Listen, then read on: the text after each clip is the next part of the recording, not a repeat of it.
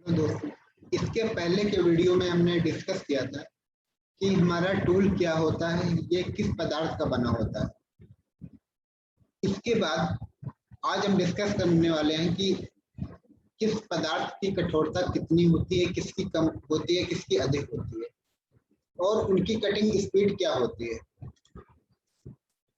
किस पदार्थ का यूज हम कहाँ पर करते हैं, कैसे करते हैं, तो हम इसके बारे में आज डिस्कस करेंगे। तो हम सबसे पहले पदार्थों को उनकी कठोरता के बढ़ते हुए क्रम में यहाँ पर हमने रखा है। सबसे कम हाई कार्बन स्टील होता है, फिर उससे अधिक कठोर हाई स्पीड स्टील होता है, फिर उससे अधिक टंगस्टन कार्बाइड होता है, फिर उससे अधिक सिरेमिक होता है, फिर उससे अधिक डायमंड होता है।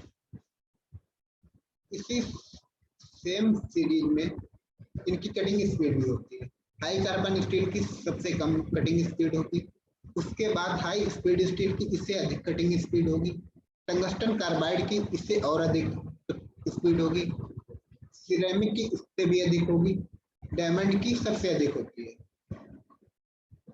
तो अब हम बात करते हैं इनकी कटिंग स्पीड के बारे में। Cutting speed of high carbon steel 10 metre प्रति मिनट होती है। Cutting speed of high speed steel 30 से 50 मीटर प्रति मिनट होती है। इसके बाद कटिंग स्पीड ऑफ सिरेमिक्स 200 से 600 मीटर प्रति मिनट होती है। Cutting speed of diamond 1000 metre प्रति मिनट। यहाँ पर हम जैसा कि देख पा रहे हैं, डायमंड की कटिंग स्पीड सबसे अधिक है और इसकी यूनिट मीटर प्रति मिनट में ही लेते हैं। मीटर प्रति मिनट या अदर यूनिट से भी हो सकती है, लेकिन हम यहाँ पर समझते हैं मीटर प्रति मिनट का मतलब क्या हुआ कि हमारा कटिंग टूल 1 मिनट में कितने मीटर कटिंग कर रहा है। तो इस प्रकार से हम इसको आसानी से समझ सकते हैं। अब हम इसके बाद बात करने वाले हैं मिलिंग टूल की। तो मिलिंग टूल को हम समझने से पहले देखते हैं कि हमारा मिलिंग ऑपरेशन बेसिकली होता क्या है। जैसे हम लेथ मशीन में जानते हैं कि जब हमें किसी भी बेलनाकार वर्क पीस की मशीनिंग करनी होती है तो बेसिकली हम लेथ मशीन का यूज करते हैं, लेकिन जब हमें किसी भी प्लेन सरफेस पे मशीनिंग करनी होती है तो मिलिंग मशीन का यूज करते हैं। मिलिंग मशीन के द्वारा अगर हमें कहीं पर कीबे बनाना है, कहीं पर हमें पॉकेट बनाना है, कहीं पर स्लॉट बनाना है, कहीं पर कोई प्रोफाइल बनानी है, कहीं पर कोई पैटर्न बनाना है, तो वो हम मिलिंग मशीन से आसानी से बना सकते हैं। तो यहाँ पर हम इसके डेफिनेशन देखते हैं। Milling is a process performed with a machine in which the cutter rotates to remove the material from the workpiece present in the direction of the angle with the tool axis. With the help of milling machines, one can perform any operations and functions starting from small object to large ones. इसके बाद हम बात करते हैं milling operations. Milling operations के बारे में हम डिस्कस करने से पहले कुछ और पॉइंट जानते हैं। The milling operation create plane surfaces, एक पॉइंट तो ये हो गया। उसके बाद other geometries can also be created by milling machine. इसके बाद अगला पॉइंट, मिलिंग मशीन के द्वारा हमें हाई प्रोडक्शन रेट प्राप्त होती है, इसकी उत्पादन दर बहुत अधिक होती है। उसके बाद milling machine is one of the most versatile and widely used machining operations. The geometrics from created by milling fall into 3 major groups. हम जो मिलिंग मशीन के द्वारा जियोमेट्रीज बना सकते हैं उन्हें 3 ग्रुप में डिवाइड किया गया है। प्लेन सरफेसेस, 2 डायमेंशनल सरफेसेस और 3 डायमेंशनल सरफेसेस। जो प्लेन सरफेस होते हैं हम उनमें सिर्फ प्लेन सरफेस पे ही मशीनिंग कर पाते हैं। उसके बाद जो 2 डायमेंशनल सरफेसेस होती हैं उनमें हम किसी भी 2 एक्सिस पे ही मशीनिंग कर पाते हैं। उसके बाद जो 3 डायमेंशनल सरफेसेस पे हम जब काम करते हैं, इनमें से हम तीनों एक्सिस पे काम कर पाते हैं, X, Y and Z. 3 dimensional surfaces पे हम काम करके क्या क्या बना सकते हैं। एग्जांपल के रूप में डाई कैविटीज, किसी भी डाई की हमें कैविटी बनानी है तो वो हम आसानी से बना सकते हैं। इसके बाद टरबाइन ब्लेड्स, यदि हमें टरबाइन के ब्लेड्स की मैन्युफैक्चरिंग करनी है तो वो भी हम मिलिंग मशीन से कर सकते हैं। उसके बाद अगला एग्जांपल आता है प्रोपेलर्स, कास्टिंग पैटर्न। इसी प्रकार के हम मल्टीपल टाइप के ऑब्जेक्ट बना सकते हैं। इसके बाद बात आती है मिलिंग कटर की। तो बेसिकली हम सबसे पहले देखते हैं मिलिंग कटर क्या होता है, उसके बाद में हम उसकी डेफिनेशन देखेंगे।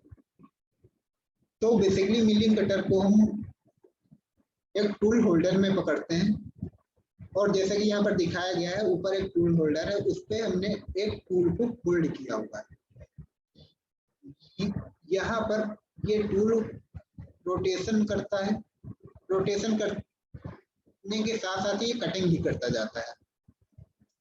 हमें जहाँ पर जिस शेप की मशीनिंग करनी होती है हम मल्टीपल टाइप के टूल्स का यूज कर लेते हैं। जैसे यहाँ पर हमने वहां पर देखा था जो टूल यूज कर रहे थे वो पॉइंटर था। अब हम यहाँ पर देख पा रहे हैं कि ये एक बेलनाकार टूल है और यहाँ पर नीचे मल्टीपल टाइप के टीथ लगे हुए हैं और ये प्रत्येक टीथ एक टूल का काम करता है। और जैसा कि हम यहाँ पर देख पा रहे हैं, जब ये रोटेशन करता है तो इससे चिप्स इस प्रकार से बाहर निकलते हैं। इसके बाद हम यहाँ पर देख पा रहे हैं कि ये टूल उससे थोड़ा सा छोटा है और ये रोटेशन कर रहा है और ये यहाँ पर एक वृत्ताकार पॉकेट बना रहा है। इसके बाद हम यहाँ पर भी देख पा रहे हैं कि यहाँ पर भी हमारा टूल रोटेशन कर रहा है और ये रोटेशन करने के साथ साथ यहाँ पर मशीनिंग भी कर रहे हैं और एक पैटर्न बना रहा है। उसके बाद हम और भी टूल से, जैसा कि यहाँ पर देख पा रहे हैं, 3 अलग अलग टाइप के टूल से दिखाए गए हैं और जब हम इनको नीचे से देखते हैं तो ये इस टाइप के दिखाई देते हैं। इनके टीथ अलग अलग शेप में है, कहीं पर गैप है, कहीं पर नहीं गैप है। तो हमें जहाँ पर जिस प्रकार की मशीनिंग की आवश्यकता होती है, हमें जहाँ पर जो ऑपरेशन करना होता है, जिस प्रकार का मिलिंग ऑपरेशन करना होता है, हम उस प्रकार के टूल का यूज करते हैं। ये भी जैसा कि हम देख पा रहे हैं, ये भी एक प्रकार का प्लेन मिलिंग कटर है और उसके बगल में ये हल्का सा ब्लैक और येलो कलर का जो हम देख पा रहे हैं, यहाँ पर ये मल्टीपल टीथ इंसर्ट किए गए हैं। जब ये रोटेशन करता है तो यहाँ का इसका प्रत्येक टीथ एक टूल का काम करता है और मशीनिंग बहुत अच्छी प्रकार से होती है। इसके बाद हम मिलिंग की कटर की डेफिनेशन देखते हैं कि इसकी डेफिनेशन क्या होती है। तो अब हम देखते हैं मिलिंग कटर की definition. A milling cutter is a special type of cutting tool which has multiple cutting edges. There are many advantages of milling cutters compared to single point cutting tool. यहाँ पर जैसा कि हमने अभी diagram में देखा, जो हमारा सिंगल पॉइंट कटिंग टूल था उसमें सिर्फ एक ही एज थी, लेकिन जो हमारा मिलिंग कटर है उसमें मल्टीपल कटिंग एज, इसलिए ये थोड़ा सा एडवांस हो जाता है सिंगल पॉइंट कटिंग टूल की तुलना में। अब यहाँ से हमें हाई मशीनिंग एफिशिएंसी प्राप्त होती है, हाई मशीनिंग दक्षता प्राप्त होती है। इसके बाद अगला पॉइंट आता है complete required machining operation in required time. इसके बाद हम बात करते हैं nomenclature of milling cutter. Milling cutter का हम नामकरण करते हैं, उसके किस भाग को क्या कहते हैं, लीप एंगल क्या होता है, क्लियरेंस एंगल क्या होता है, और रिलीफ एंगल क्या होता है, रूट डायमीटर क्या होता है, फ्लाइंग क्या होता है। इस प्रकार से हम यहाँ पर हर एक पॉइंट को डिस्कस करेंगे। अब जैसा कि हम यहाँ पर इस डायग्राम में देख पा रहे हैं, लीप एंगल को भी डिनोट किया गया है। इसके बाद relief angle, clearance angle, radial rake angle, उसके बाद back of tooth, bottom land fillet, face, tooth depth, root diameter, outside diameter. इस प्रकार से हम इसके हर एक पॉइंट को अब एज अ डेफिनेशन, एक डेफिनेशन के साथ हम यहाँ पर समझेंगे कि किसको क्या बोलते हैं, किस पॉइंट पे हम इसको कैसे समझेंगे, तो हम सबसे पहले अपने पास ये जो डायग्राम है, इन दोनों डायग्राम को हम कहीं पर बना लेंगे, उसके बाद हम डेफिनेशन पढ़ेंगे, तब हमें एक एक पॉइंट इसका अच्छे से क्लियर हो पाएगा। इसके बाद हम देखते हैं a milling cutter can be considered as a cluster of single point cutting tool. Above figures shown a plain milling cutter. This various part of milling cutter teeth are cutting edge, face, pulley and body. The teeth of milling cutter either straight or helical shaped. अब हम उसके बाद बात करते हैं body of cutter. मैं यहाँ पर बताता जाऊंगा और आप उस डायग्राम से हम जो बता रहे हैं उसको वहां पर मैच करेंगे, तब आपको समझ में आएगा कि नहीं इसे ये बोलते हैं। अगर आप सिर्फ डेफिनेशन पढ़ेंगे तो भी आपको समझ में नहीं आएगा, अगर आप सिर्फ डायग्राम देखेंगे तो भी आपको समझ में नहीं आएगा। इसलिए हम जब दोनों को मिला करके पढ़ेंगे तब में एक एक पॉइंट कायदे से क्लियर हो पाएगा। तो हम सबसे पहले देखते हैं body of cutter. It is the main frame of milling cutter on which the teeth rest. उसके बाद periphery. It is defined as the locus of cutting edges of tooth of cutter. इसके बाद हम बात करते हैं कटिंग एज। किसी भी मिलिंग कटर की कटिंग एज क्या होती है? It is the portion that touches the workpiece during cutting action. It is the intersection of teeth, face and tooth flank. इसके बाद बात आती है fillet. Portion where one teeth joins the face of another tooth. It is the reinforcement of cutting teeth. इसके बाद हम अगला point देखते हैं फेस ऑफ टीथ। टीथ का फेस क्या होता है? It is the surface upon the which is found while cutting. It may be curved or flat. ये तो कर्व के फॉर्म में हो सकता है या फ्लैट। इसके बाद हम बात करते हैं back of tooth. It is created by fillet and the secondary clearance angle. जब हम इसको डायग्राम में देखेंगे कि हमारा फिलेट कहाँ है और सेकेंडरी क्लियरेंस एंगल कहाँ है, जब हम उसके बीच का जो गैप होगा उसको देखेंगे तो हमारा वही बैक ऑफ टूथ होगा। इसके बाद हम बात करते हैं लैंड की। It is the narrow surface on the back of cutting edge. Land is the result of providing the clearance angle. हम यहाँ से एक एक पॉइंट को जब उस डायग्राम में मैच करेंगे तब हमें चीजें बिल्कुल क्रिस्टल क्लियर होती जाएंगी, कहीं पर हमें कोई डाउट नहीं रहेगा। इसके बाद हम अगला पॉइंट देखते हैं bottom land. The blank space between the conjunctive teeth. इसके बाद अगला पॉइंट आता है root diameter. Diameter passing through centre of the cutter and joining two ends of the periphery. Yeah, passing through center of cutter and joining to bottom fillet. ये हमारा root diameter होता है। इसके बाद आगे बात आती है एंगल ऑफ मिलिंग कटर। हमारे मिलिंग कटर के कौन कौन से एंगल होते हैं? तो यहाँ पर सबसे पहला एंगल आता है लीफ एंगल। तो अब हम डायग्राम में देखते हैं कि लीफ एंगल क्या होता है। Leaf angle, it is the angle between the face of the teeth and the land of the teeth. Land is a narrow surface on the back of teeth. इसके बाद अगला पॉइंट आता है relief angle. It is the angle between the tangent of the outside diameter of cutter at cutting edge and the land of the tooth. The function relief angle is equal to interference between the land of the tooth and the work surface. The relief angle with the type of material to be machined. इसके बाद अगला point आता है radical rack angle. ये क्या होता है? It is the angle between the face of teeth and the radial line passing the cutting edge of the tooth. The radial rank angle में भी पॉजिटिव, निगेटिव और जीरो। जो हमारे रेडियल रैक एंगल होते हैं ये पॉजिटिव भी हो सकते हैं, निगेटिव भी हो सकते हैं, जीरो भी हो सकते हैं। अब हम पॉजिटिव, निगेटिव और जीरो रैक एंगल की डेफिनेशन आगे देखते हैं। इनकी डेफिनेशन क्या होती है?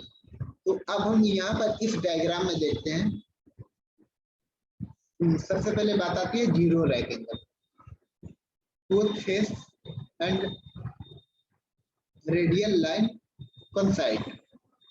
यहाँ पर हम जैसा कि डायग्राम में देख पा रहे हैं कि इसके और इसके बीच का जो एंगल है वो हमारा जीरो रैक एंगल है। इसके बाद आगे बात आती है positive rack angle. Tooth body and tooth face is the same side of the radial line. हम फिर से यहाँ पर डायग्राम में देखते हैं कि इस लाइन और इस लाइन के बीच का जो एंगल है वो पॉजिटिव रैक एंगल है। इसके बाद बात आती है negative rake angle.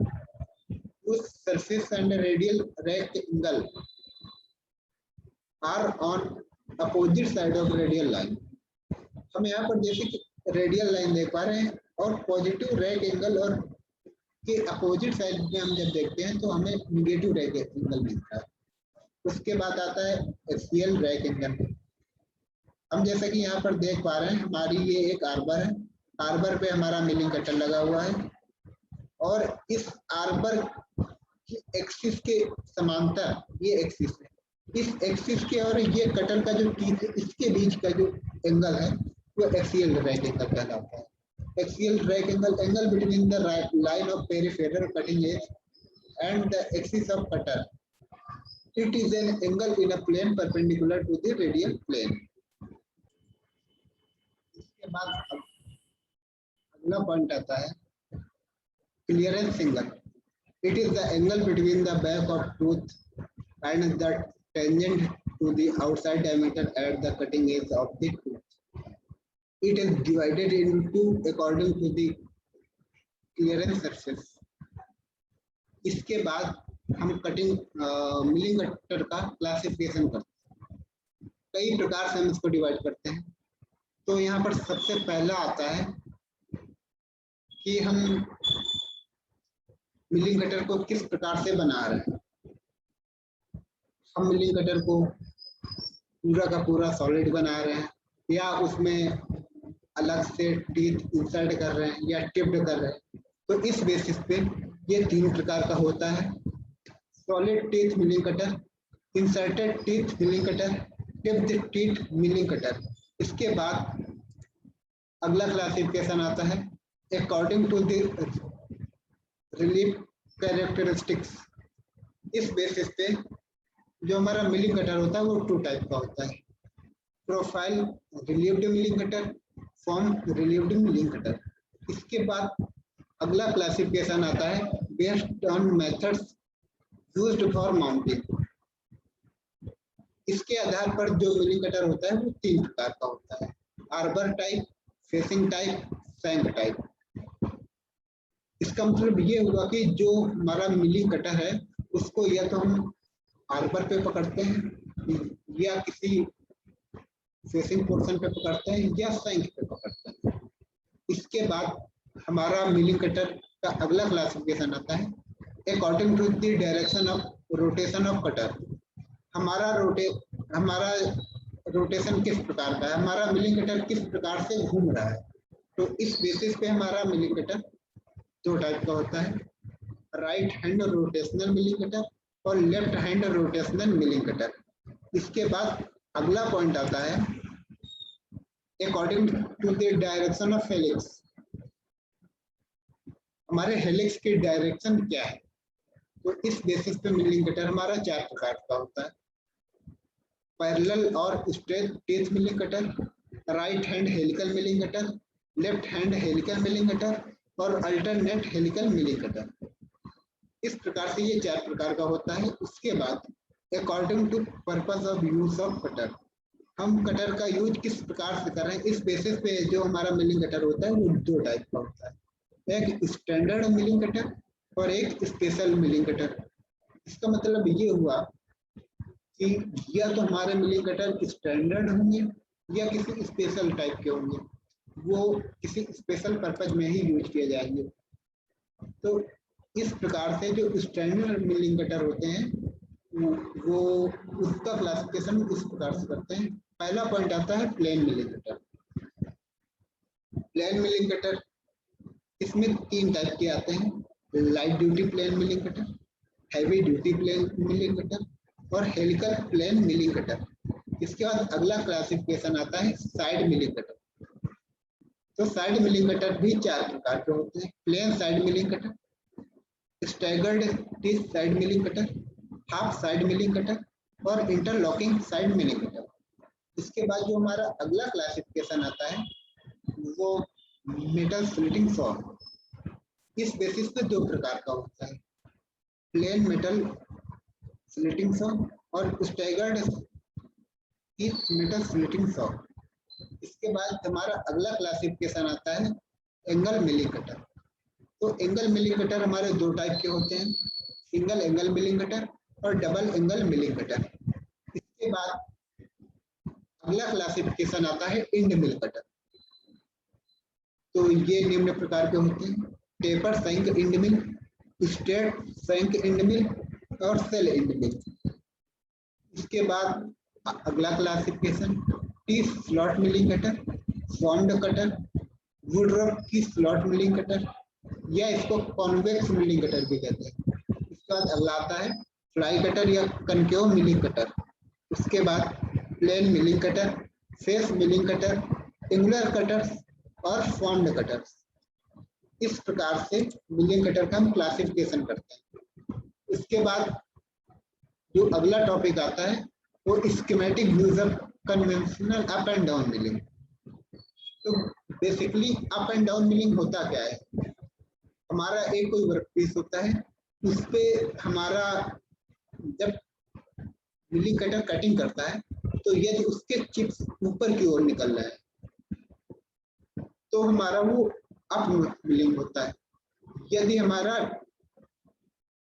Milling cutter cutting कर रहा है और उसके चिप्स नीचे की ओर निकल रहे हैं तो वो डाउन मिलिंग होता है। इस प्रकार से हम उसके चिप की डायरेक्शन के हिसाब से भी उसको पहचान सकते हैं। इसके अलावा यदि वर्कपीस और कटिंग टूल दोनों के रोटेशन के बेसिस पे भी हम इसका पता लगा सकते हैं कि अप मिलिंग है या डाउन मिलिंग है। तो इसके डेफिनेशन देखते हैं, the basic function of milling machine is to produce flat surfaces in any orientation and as well as surfaces of revolution, helical surfaces and countered surfaces of various configurations. Such functions are accomplished by slowly feeding the workpiece into the multi-edge circular cutting tool, rotating at moderately high speed. Up milling needs stronger holding of the job, and the down milling needs backless free screw nut system for feeding. उसके बाद हम बात करते हैं advantages of milling cutter. इसके क्या क्या लाभ है। The insert rotates as they cut. इसके बाद अगला पॉइंट आता है faster cutting speeds allow faster feed rates. इसके बाद अगला पॉइंट आता है रोटेटिंग इंसर्ट लास्ट लॉन्ग। इसके बाद अगला पॉइंट आता है interrupted cuts are no problem. इसके बाद अगला पॉइंट आता है heat in the chips increases with efficiency। इसके बाद हमारी लास्ट स्लाइड आती है roll shearing eliminates breakout in cast iron part, there is less wear and tear on your machinery. इसके बाद हम बात करते हैं डिसएडवांटेजेस ऑफ मिलिंग कटर। इसके डिसएडवांटेजेस क्या है। तो सबसे पहला पॉइंट है कि हाई कॉस्ट, इसकी कीमत बहुत अधिक होती है। इसके बाद अगला पॉइंट आता है high cutting temperatures are generated. इसके बाद अगला पॉइंट आता है हाई मेंटेनेंस कॉस्ट। इस प्रकार से हमारा मिलिंग कटर खत्म हो जाता है। अब हम अगली बार अगले टॉपिक के बारे में कल डिस्कस करेंगे। Thank you.